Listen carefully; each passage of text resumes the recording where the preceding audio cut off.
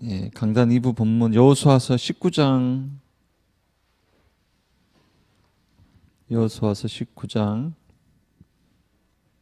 1절로 9절인데요. 19장 9절만 그냥 대표로 읽겠습니다. 19장 9절.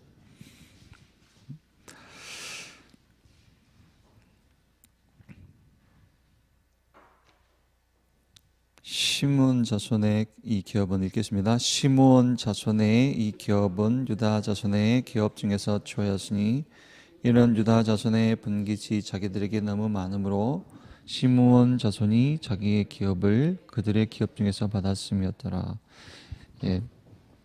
분깃을 나누어 줄 만큼 대표적 응답을 받은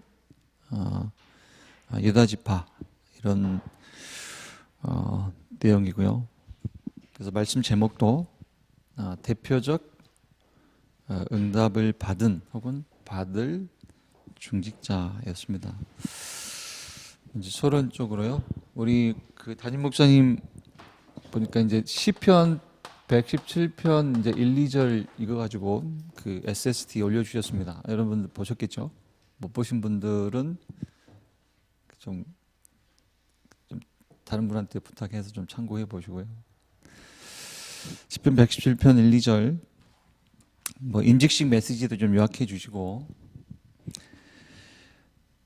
우리에게 향하신 여호와의 인자하심과 또 여호와의 진실하심을 이제 결국은 여호와 하나님은 그 인자하심이 크고 진실하심 또는 성실하심이 영원하시다. 그럼 여호와 하나님의 인자하심이 곧 그리스도요. 그의 성실하심이 곧 그리스도다. 이렇게 정리를 해 주셨는데요. 요거 이제 첫 번째 언급은 지난주 금요일 날 금요기도회 때, 그러니까 복음 24 이렇게 설명하시면서 인용하셨던 순구거든요. 제가 이제 아주 두 구절로 된 간단한 시편이죠. 117편은. 근데 이게 좀 생각하면서 좀 묵상을 하다가 이런 생각이 좀 들었던 게 개인적으로는요. 조금 요즘에 개인적인 일로 좀 사는 게 불편해지다 보니까 이런 생각이 쑥 들어오는 거예요. 나 실패했네. 나 실패했다. 이런 생각이 쑥 들어오는데, 요거 이제 제 심중에 있는 얘기를 정확하게 전달을 못 해드리겠는데, 하여튼 이 생각이 들었어요. 이제 실패했구나 이런 생각을 했거든요. 실패했네. 그런데 이 117편 2절 말씀하시면서 주시는 메시지를 좀 생각하다 보니까 아니다. 지금 저와 여러분은요 실패 중에 있는 게 아니에요. 사실 지금 실패했네, 좀 삶이 불편해지고 어려움 겪으면 이게 여러분 실패했네가 아니라 저와 여러분은 실패했었어요. 실패했었죠. 나는 실패했었다. 이게 뭔 말입니까? 이제 실패했다고 생각할 게 아니라 나는 실패했었다. 무슨 말입니까? 바로 복음 몰랐을 때예요. 실패했었어요. 우리는 복음 몰랐을 때. 그리고 이제 나는 뭐예요? 이제 복음을 가진 자, 그죠? 구원의 축복 속에서 인도받는 자. 그래서 영원한 성공자. 맞죠? 우리 실패했었어요. 지금 당하고 있는 문제, 어려움, 그게 실패가 아니고 우리는 실패했었어요. 실패해서 빠져나온 사람들. 복음 몰랐을 때 실패했었죠. 하나님 떠나 죄인 되었던 것만큼 실패한 게 없고, 하나님 만나 구원 받은 것만큼 성공한 게 없어요. 그걸로 끝이에요, 사실. 성공과 실패는. 이제 왜 이런 생각이 들었을까? 그죠? 조금만 삶이 불편해지고 막 어려워지니까 이 단어가 딱 들어. 실패했네.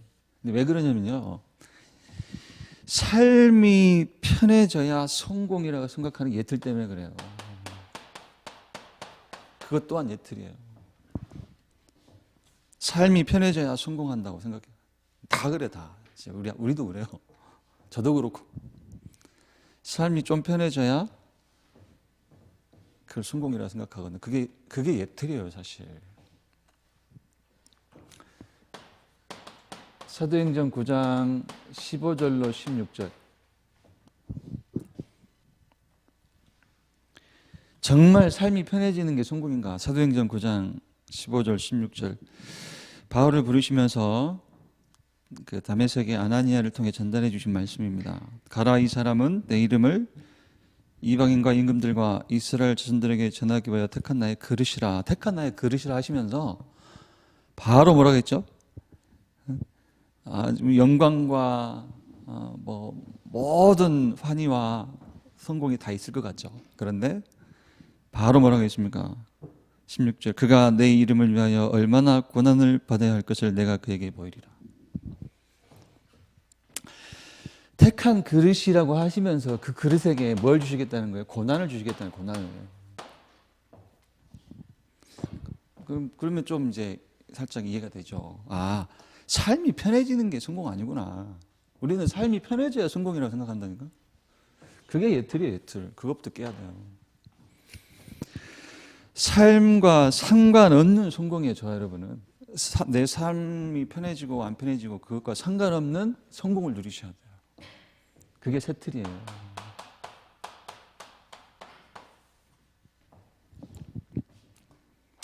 그래서 이제 뭐 이번 주 강단 메시지, 뭐 8시 기도의 메시지도 뭐 키워드로 미션이라는 단어를 쓰셨고요. 또 뭐 2부 예배 때도 뭐 결론 부분에 미션을 키워드로 주신 것 같은데요. 개인 미션을 뭐라고 하셨냐면, 이제 우리 생활용어로 뭐예요? 개인 미션을 나의 부담. 이해가 되세요? 나의 부담. 좀 그렇게 얘기하니까 이해가 되더라고요. 나의 부담. 사실 이제 그 임직식 사실 준비는 했는데 막상 닥치니까 막 묘하게 조금 이렇게 좀 뭐랄까 핀트가 안 맞는 부분도 있고 막 그래서요. 그러니까 사실 임직식을 놓고 뭐 저마다 우리 목사님 올리신 글대로 다 수고하셨죠. 준비 과정에서부터 당일날 행사 진행까지. 그런데 이제 뭐 그런 게 있어요. 아, 이거 내가 꼭 해야 되나? 그게 부담. 근데 그게 미션이라는 거예요. 그날의 미션. 그렇게 이해하시라는 거거든요. 부담스러운 어떤 상황, 그죠? 뭔가 부담스러운 상황, 여기서 미션이 나온다는 거예요. 그게 이제 좀 여러분들이 좀 생각을 좀 넓히서 이해해 보시면 꼭 되실 것 같아요. 우리는 삶이 좀 편해지고 끝내는 게 아니에요. 삶이 편해지고 끝내는 삶이 아니라, 삶이 편해지고 끝내는 자들이 아니라, 결국은 이게 남아야죠. 복음이 남아야죠. 복음이 남아요. 이게 성공이죠.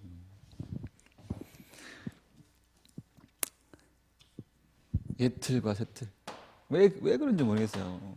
삶이 편해져야 성공. 이게 진짜 들어가 있어요. 삶과 상관없는 성공. 새틀. 그래서 저번에 얘기했듯이 전도운동도 이상하게 전도운동 하면 전도 맞지 하면서 전도운동 하면 삶이 편해질 줄로 생각해요. 아닌가요? 그리고 삶이 좀 편해져야 전도운동 할 수 있다고 생각해요. 사실 그게 아니거든요. 좀 저도 생각하고 있습니다. 저도 자꾸 그 생각이 들어요. 자, 대표적 응답을 받은 중직자 강단 2부 메시지, 뭐 우리 흐름 따라서 잠깐만 우리 메시지 나누겠습니다. 대표적 응답을 받은 중직자. 대표적 응답을 받을 중직자가 누구냐? 그러니까 대표적 응답을 받을 그 자가 누구냐? 이렇게 이해도 되겠습니다. 그게 누구냐면 하나님 기업의 전체 흐름 속에 있는 자. 하나님 기업의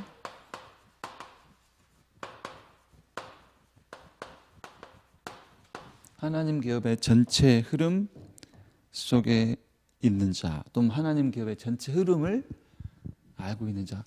하나님 기업의 전체 흐름이 그냥 이거죠. 성경의 흐름이잖아요. 성경의 흐름. 하나님 기업의 전체 흐름. 이걸 그냥 4글자로 줄이니까 이게 복음의 흐름이거든요. 성경 전체의 흐름. 복음의 흐름. 유다 지파의 조상은 당연히 유다겠죠. 유다는 창세기 38장 읽어보시면 며느리 다말 사이에서 애를 낳으세요. 며느리하고 동침해가지고 애가 태어났거든요.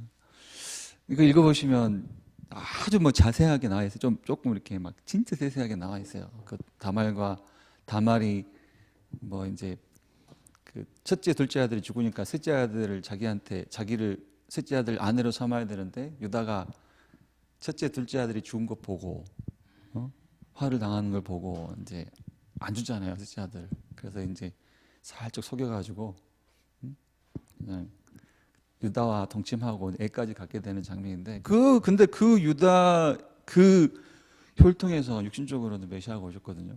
근데 그것도 무슨 뜻이냐면 뭐랄까요? 우리 이제 청년 우리 한 명이 포럼한 내용인데 저도 공감을 좀 했습니다. 뭐냐면 이제 그 청년이 이렇게 정확하게 설명하는 게 윤리와 그러니까 비윤리와 비도덕은 그 인간 문제가 아니라는 거죠. 비윤리와 비도덕은 인간 문제 아니고 반대로 윤리와 도덕 가지고도 인간 문제 해결할 수 없다는 거거든요. 그 얘기입니다.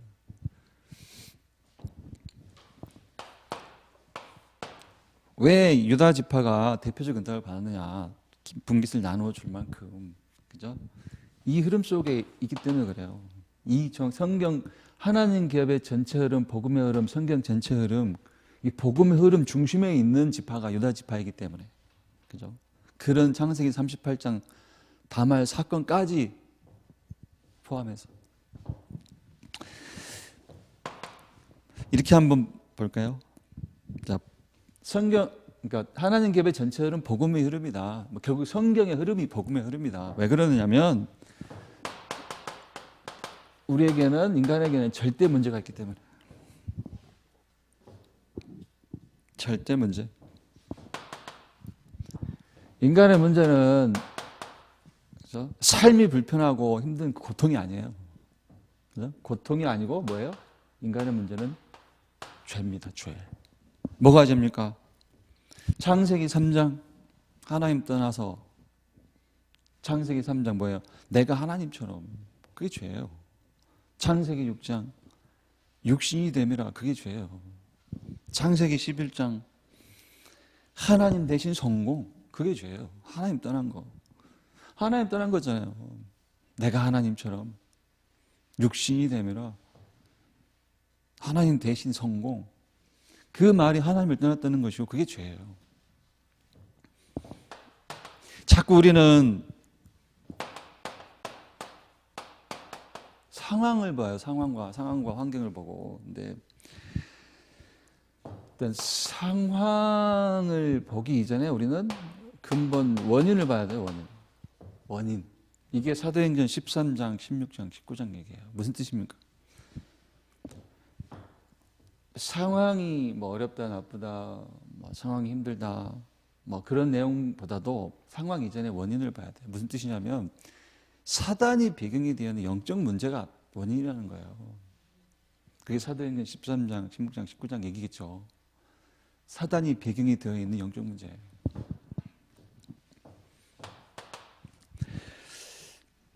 그리고 현실이나 우리 환경 이것만 쳐다보잖아요. 현실이나 환경. 그게 중요한 게 아니에요. 현실이 중요한 게 아니라 현실이나 환경이 중요한 게 아니라 상태예요. 상태. 특히 불신자라면 6가지 영적 상태. 그죠? 이런 절대 문제가 있기 때문에 한마디로 이게 이제 죄죠, 죄. 그냥 묶어서 그냥 죄. 창세기 3장 사건 죄. 그죠? 이런 절대 문제가 있기 때문에 인간에게는 이제 절대 해답이 필요하죠. 절대 해답. 그 절대 해답을 하나님이 주셨다는 거예요. 그 해답이 그리스도다. 어떻게 해요? 창세기 3장 15절 여자의 후손 사단의 종 노릇에서 빠져나오는 길을 주셨다는 거예요. 여자의 후손이 뱀의 머리를 상하게 할 것이요. 창세기 6장 14절 방주를 지어라. 결국은 육신대로 살다가 심판받을 것인데 그 심판에서 빠져나오는 길을 주셨다는 거예요. 또 창세기 12장 1절로 3절. 결국은 영적으로 실패할 것인데 새 언약을 주셨다는 거예요. 영적인 실패에서 빠져나올 수 있는 새 언약.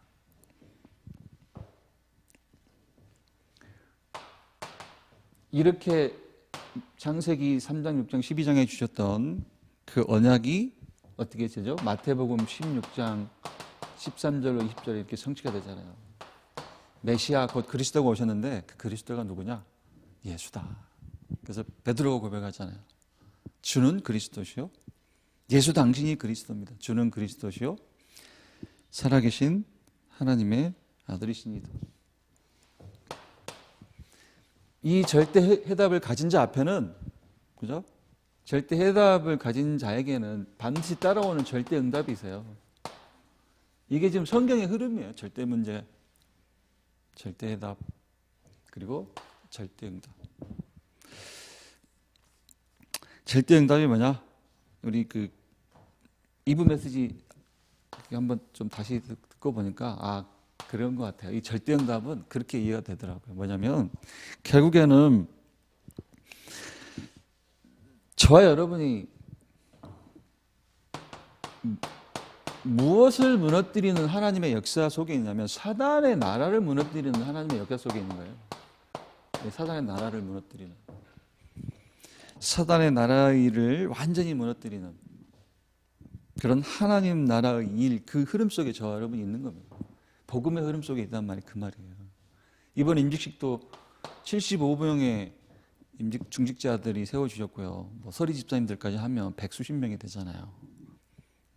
메시지 받고 물론 이제 또 앞으로 계속 받으시는 중에 미션이 발견됐다.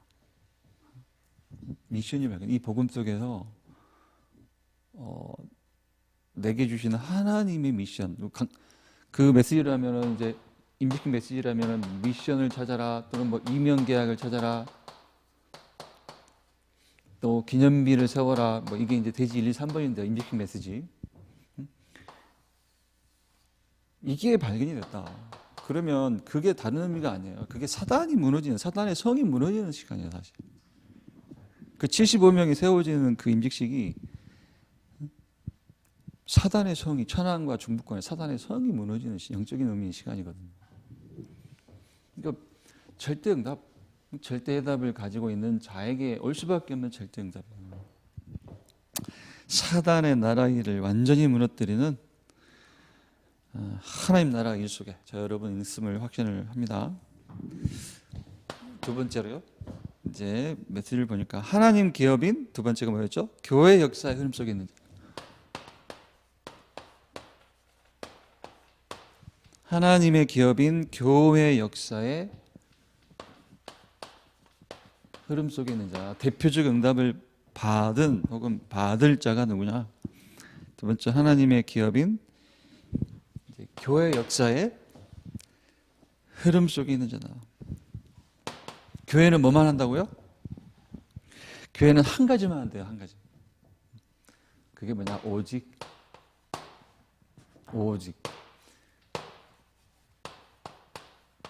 그리스도. 하나님의 사랑이 그리스도인데 뭐 사랑이 있네 없네 얘기하지 말라고 했거든요. 마태복음 16장 13절로 20절에서 이제 교회의 축복을 얘기하시거든요. 교회의 축복을. 반석, 흔들 자가 없는 반석과 같다. 음부의 권세를 이길 권세를 주셨다. 그래서 천국 열쇠를 주셨다. 그 열쇠도 곧 그리스도인데, 그리스도가 내 것이 된 게 열쇠인데 사실 그런 교회의 축복을 설명하시면서 절대 이제 다른 데 간섭받지 말고 다른 것에 간섭을 받지 말고 오직 하라. 이게 마태복음 17장 변화산 사건의 내용이죠. 17장 1절로 8절. 베드로, 요한, 야고보가 결국에 눈을 들어보니까 모세도 없고 엘리야도 없고 누구만 남아 있어요? 오직 그리스도만 보이더라. 그 사건이거든요.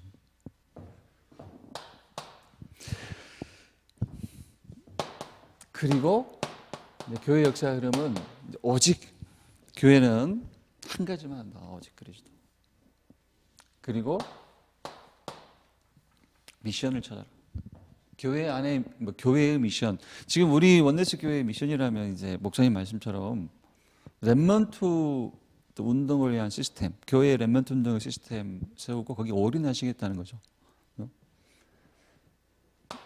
이제 가장 시급한 것이면서 그게 완전한 응답이라는 거예요. 그죠? 그게 이제 교회 미션이라면 구체적으로 뭐 RBS나 아니면 렘넌트의 뜰이 될 교회당 건축 이런 거. 그리고 개인에게도 이 미션이 있어야 뭐가 없어요? 갈등이 없는 거예요. 미션이 있어야 시급한 것이 보여요. 다른 거 신경 안 쓰는 거예요, 사실. 뭐 소론이라면은 뭐 삶이 되네 안 되네, 뭐 불편하네 안 불편하네 이런 데 신경 안 쓰는 거예요. 결국 이 미션은 뭐 하라고 주시는 미션이냐? 이제 치유해라. 어디를요? 현장. 그래서 뭐 교회 역사의 흐름을 이번 주 뭐 대지 2번 보니까 이제 세 단어죠. 오직, 미션, 치유 이렇게. 이게 교회 역사의 흐름이다. 여러분 개인, 여러분 한 명 한 명이 한 개인을 만나서, 그죠?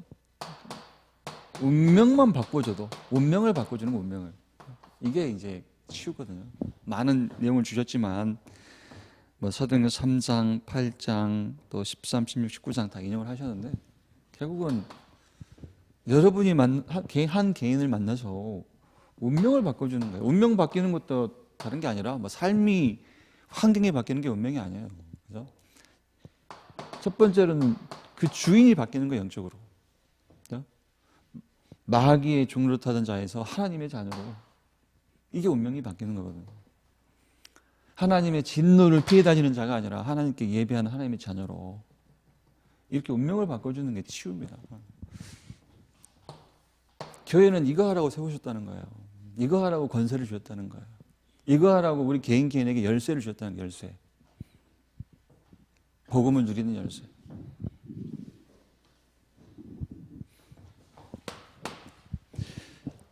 세 번째로요. 이제 대표적 응답을 받을 중직자 혹은 뭐 받을 자가 누구냐. 세 번째가 하나님의 방법, 렘넌트 운동의 흐름 쪽에는 이제 보니까 다 흐름이네요. 그죠? 복음의 하나님 기업의 전체 흐름, 그 복음의 흐름, 뭐 성경의 흐름, 또 교회 역사의 흐름, 그리고 렘넌트 운동의 흐름 속에 있는 자. 뭐 간단하게 우리가 렘넌트 운동이 뭐냐? 렘넌트 운동은 뭐 렘넌트를 성공시키자 이전에 복음 뿌리 운동이죠. 복음 뿌리 운동.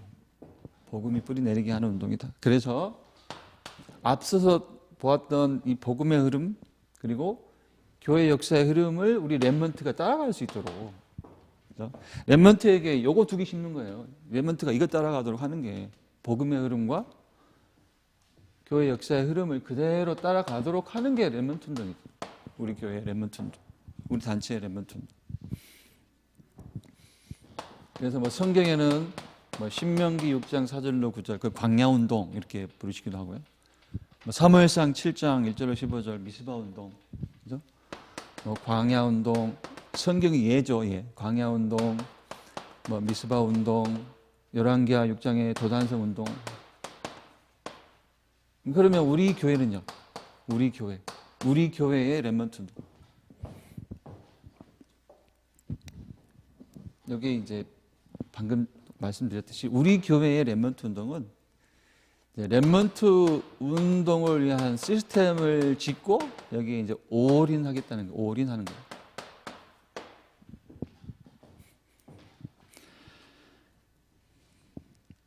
그게 이제 RBS, 렘넌트 보딩 스쿨이죠. 그리고 이제 렘넌트의 뜰이 될 교회당. 렘넌트의 뜰. 렘넌트들이 와서 할 게 없대요. 할 게 없나요? 그래서 결국은 우리 교회의 렘넌트 운동이 뭐냐면 이제 구체적으로 시스템을 짓고 렘넌트 운동을 위한 시스템을 지어서 이제 여기 이제 올인하겠다, 총력을 기울이겠다는 거예요. 총력을. 그래서 결국은 렘넌트에게 언약을 전달하고, 그죠? 정체성을 전달하고, 결국은 같은 얘기로 미션을 전달하겠다. 이 얘기입니다.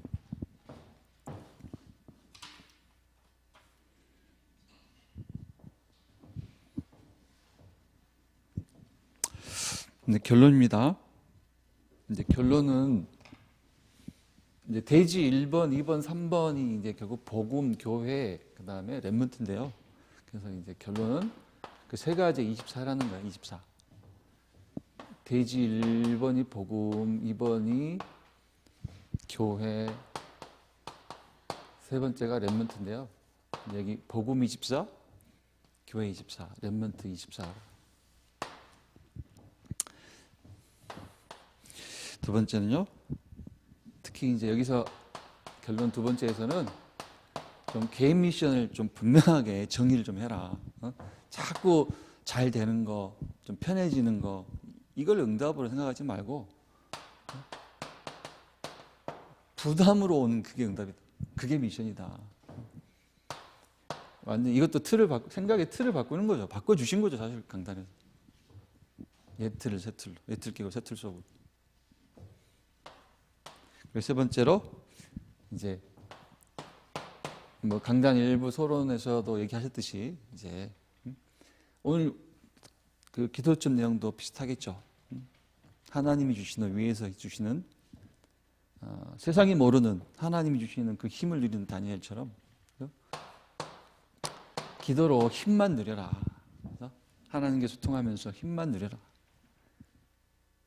그리고 하나님께 집중하면서 미션을 찾고요.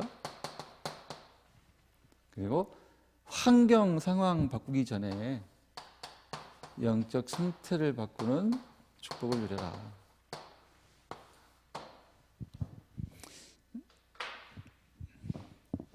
응답되어질 수밖에 없는 상태를 만들라는 거예요. 이게 뭐 전주 강단 메시지 대지 1번 이거였잖아요. 영적 상태부터 확인해라. 임직식 이제 75분이 세워졌기 때문에 이제 교회가 조금 전문 선교국 시스템으로 목사님이 조금 생각하시면서 이제 좀 조직을 좀 짜서 2020년을 좀 준비를 하실 것 같습니다. 기도하시면서 좀 귀를 기울이시면서 인도 받으시면 좋겠습니다. 좀 이제 기도하겠습니다.